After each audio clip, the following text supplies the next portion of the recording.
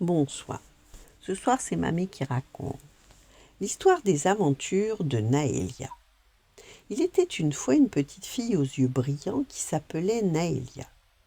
Elle aimait courir dans les prés, parler aux coccinelles et tresser des couronnes de fleurs. Son meilleur ami, un peu plus que ça, s'appelait Marceau. Quand il lui souriait, elle avait l'impression que le soleil brillait un peu plus fort. Un matin, Naélia décida de se promener dans la grande forêt derrière son village. Les arbres y étaient si hauts qu'ils semblaient toucher le ciel. Les oiseaux chantaient, les feuilles murmuraient des secrets. Mais la forêt cachait aussi des mystères. Soudain, un grand nuage de fumée violette apparut devant elle, et une sorcière au long nez crochu surgit. « Ah ah, une petite fille parfaite pour ma soupe magique !» Avant que Naélia ne puisse s'enfuir, la sorcière l'attrapa et la mit dans son énorme chaudron bouillonnant. Naélia eut peur, très peur, mais elle ne se mit pas à pleurer. Elle réfléchit. « Je dois rester courageuse, » se dit-elle. À ce moment-là, un ours brun énorme surgit de derrière les arbres, suivi d'un renard roux au regard malicieux. « Lâche-la » grogna l'ours. Le renard, plus rusé, tira sur la robe de la sorcière qui trébucha. Le chaudron bascula et plouf, Naélia roula hors de danger. La sorcière, furieuse, s'enfuit en criant qu'elle reviendrait. L'ours et le renard aidèrent Naélia à se relever. « Oh, merci » souffla-t-elle.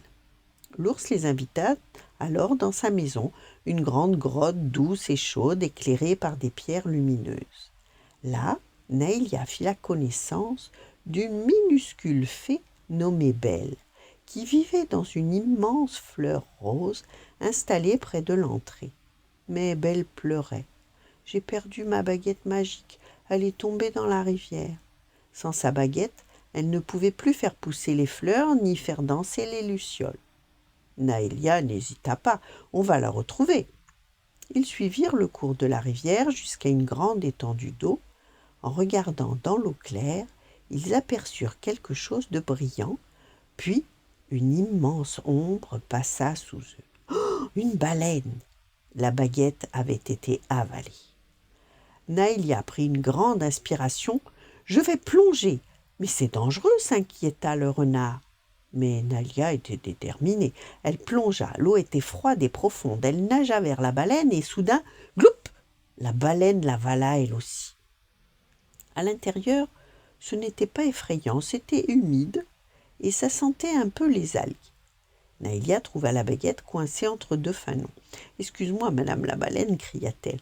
La baleine éternua si fort que plouf, Naélia et la baguette ressortirent par le trou au-dessus de sa tête. Elle retomba dans une grande cascade scintillante. Mais les choses ne s'arrêtèrent pas là. Naélia se retrouva coincée dans des algues longues et collantes.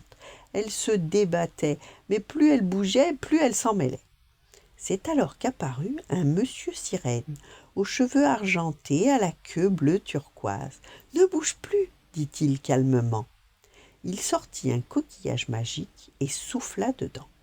Aussitôt de magnifiques arcs-en-ciel apparurent dans la cascade. La lumière colorée fit briller les algues qui se mirent à fondre comme de la glace au soleil. Naélia fut libérée. « Oh, merci » dit-elle en souriant. De retour à la grotte, Belle récupéra sa baguette. Elle la leva dans les airs et des milliers d'étincelles dorées en jaillirent, réparant les fleurs fanées et faisant pousser des fraises sucrées pour tout le monde. Le renard dansa, l'ours rit si fort que la grotte en trembla. Et quand Naélia rentra au village, Marceau l'attendait. « Tu as disparu toute la journée !» Et Naélia lui raconta tout, la sorcière, la baleine, la fée, le monsieur sirène. Marceau la regarda avec admiration. « Tu es la plus courageuse des exploratrices. » Naélia sourit. Elle savait maintenant une chose importante. Même quand on a peur, on peut être courageux. Et aider les autres rend le monde plus magique.